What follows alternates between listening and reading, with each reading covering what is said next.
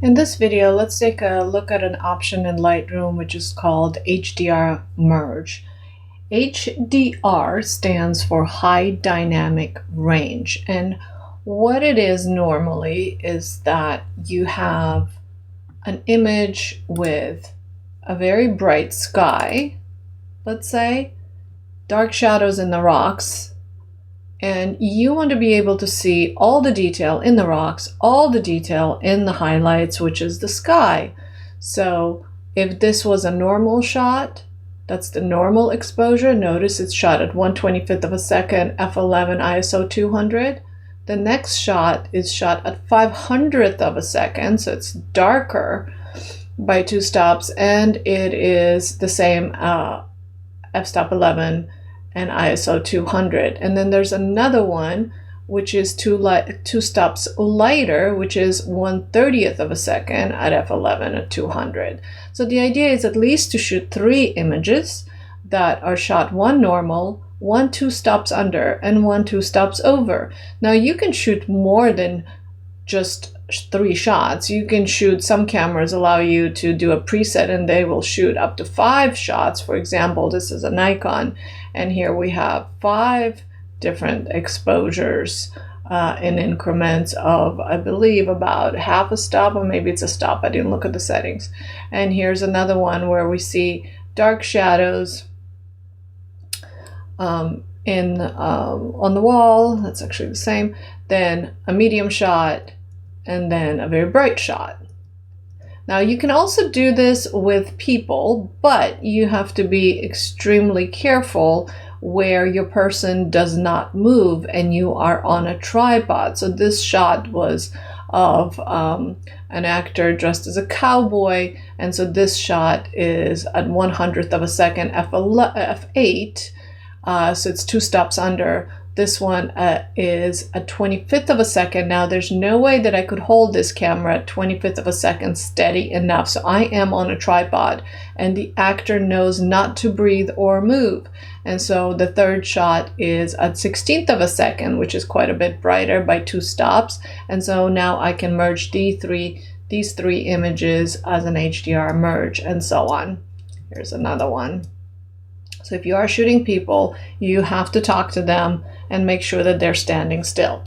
So let's take a look at one of the settings here. Let's grab, I suppose we can grab the cowboy. So here he is. I'm just going to do three frames. Obviously you can do more than 3. Now, what is this good for?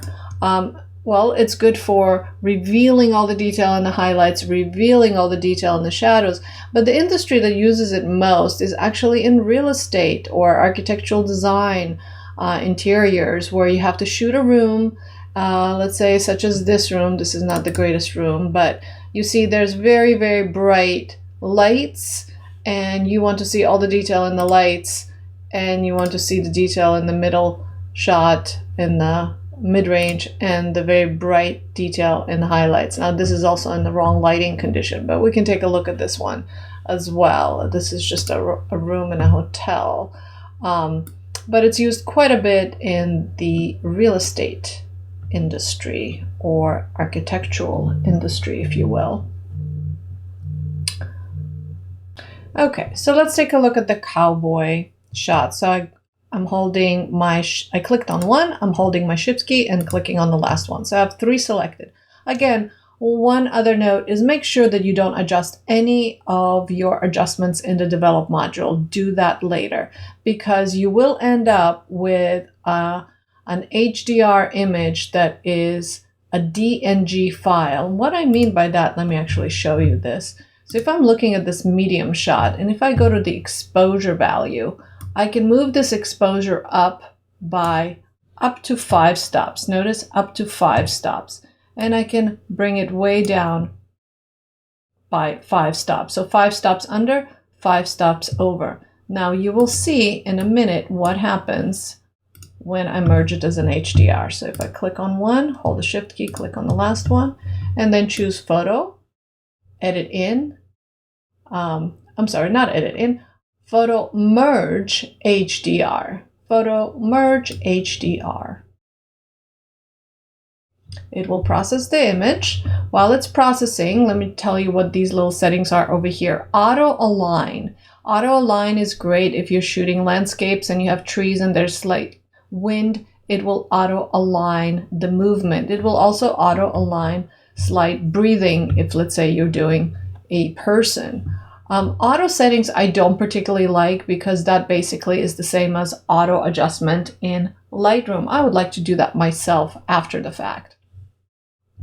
Now, when you do auto align, there's a certain amount of ghosting that may appear. So if you have any issues with ghosting, which I don't think I do, but you could try using different deghosting values. So there's low, it will reconfigure, and you'll see ghosting. What ghosting is when the lines don't line up properly.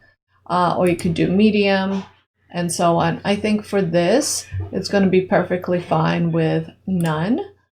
And it's going to create a stack of all these images together. So I don't have to see 4 individual shots. I will only see 3 individual shots. And I'm going to go ahead and say merge.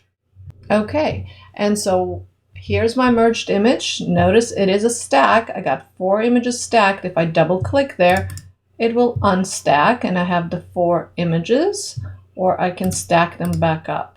Oops, click in there. So now that I merged my image as an HDR, look what happens under exposure. Remember, I could only go 5 steps over, 5 steps under, and that's quite a bit as it is. But if I do it now with the HDR value, I can go up to 10 stops over and 10 stops under. So there's an incredible amount of tonal range in this shot now. So now that I know this, I can bring the window in just as much as I wanted to by moving my highlights just about there. And try not to overdo it. Try not to make this image look too over stylized or over processed, or sometimes people say overcooked.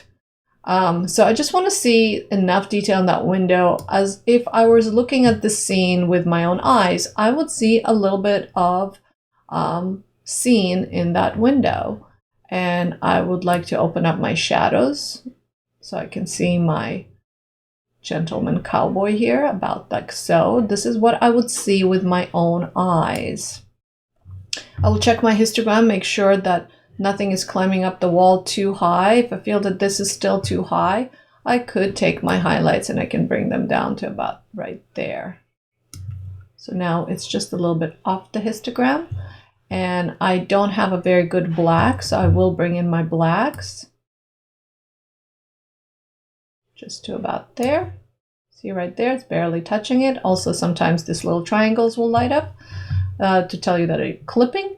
And so now I have a pretty good range of the image. I have plenty of detail on his face and plenty of detail in the scene, and it doesn't look overly processed.